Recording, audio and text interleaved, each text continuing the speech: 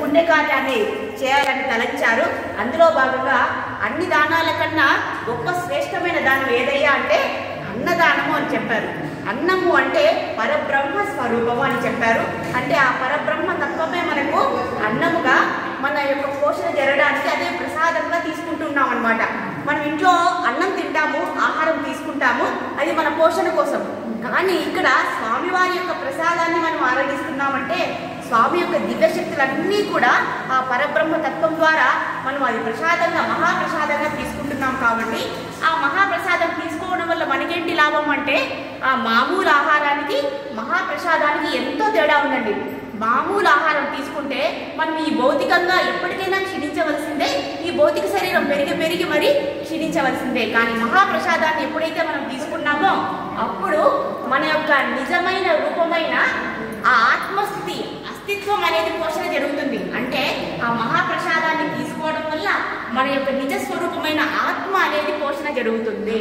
అలా మనము జన్మార్జిత పాపాలన్నీ కూడా ఈ మహాప్రసాదం అనే సేవ ద్వారా, చూడండి మహాప్రసాదం తినడం కూడా సేవనే అయ్యా. స్వామివారికి దండం పెట్టడమే సేవ కాదు, మహాప్రసాదాన్ని శ్రద్ధాభక్తులతో మనస్ఫూర్తిగా స్వీకరించడం కూడా గొప్ప సేవగా ఉంటుందన్నమాట. కాబట్టి ఈ మహాప్రసాదం ద్వారా మనం చేసినటువంటి జన్మార్జిత పాపాలన్నీ కూడా ఎంతో సులభంగా వెళ్ళిపోతాయి. కాబట్టి మనం ఆహారం తీసుకునే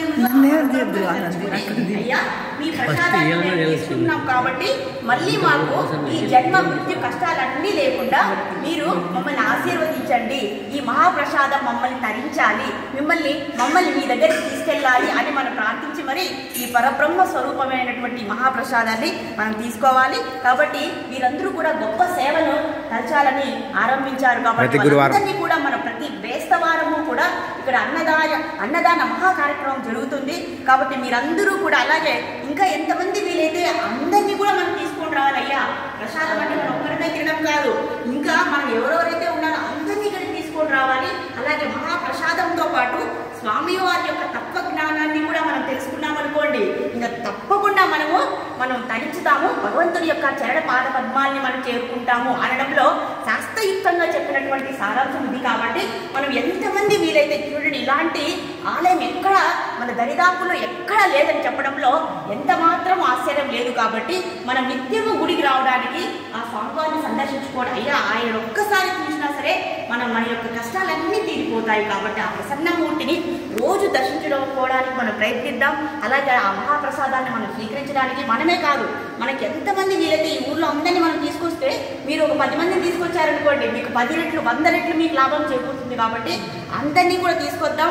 మీరందరూ వచ్చే కొద్దీ మేము కూడా ఇక్కడ సత్సంగాలన్నీ జరుపుతాం, ఇంకా సేవలను కూడా మీరు పెంచడానికి సంకల్పించారు. కాబట్టి వారి యొక్క భక్తియుక్త సేవను అలాగే మీరు కూడా భక్తియుక్త సేవ చేసినట్లు అవుతుంది. కాబట్టి ఎంతమంది వీలైతే అంతమందిని బేస్తవారం, కనీసం బేస్తవారమైనా ఇక్కడికి రావాలి. మరి శుక్రవారం శనివారాలు కూడా ఇక్కడ మీరందరూ వచ్చే కొద్ది ఇక్కడ శుక్రవారం అభిషేకాలు అన్నీ మనం చూసి తరించాలండి.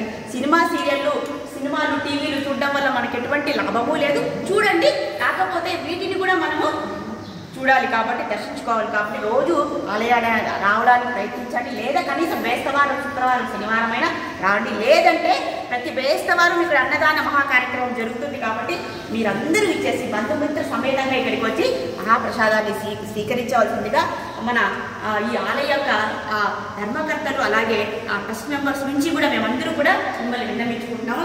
ఓం నమో వెంకటేశాయ. గోవిందా.